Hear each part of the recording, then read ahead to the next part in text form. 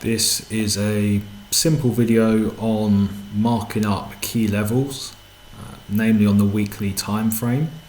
I have found personally that the weekly time frame usually is the most responsive to key levels.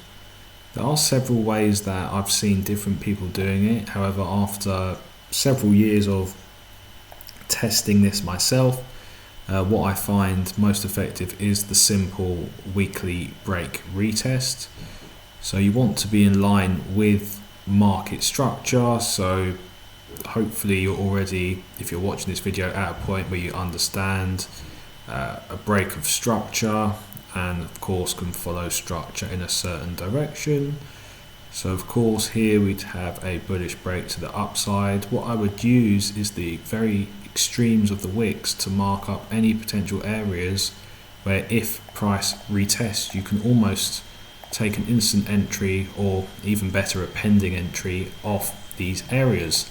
So if we follow it up, price never retested into these areas. However, what you can do is you can see here where price does retest off this wick here, comes into this area, and then you've got a nice entry there of about 1 RR.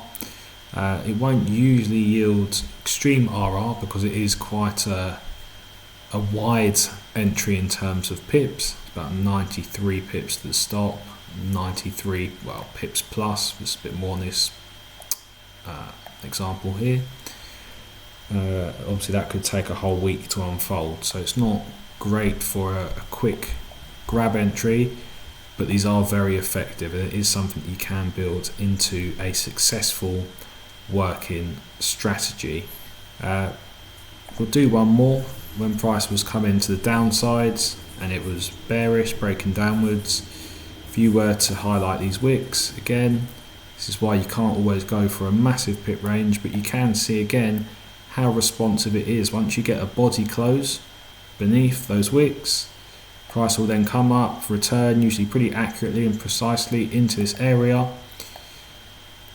Usually again, if you're aiming for 80 to 90 pips as a stop, for instance, and an equivalent with your TP, then usually it will be successful before price reverses or goes off into another direction, as we can clearly see it did here.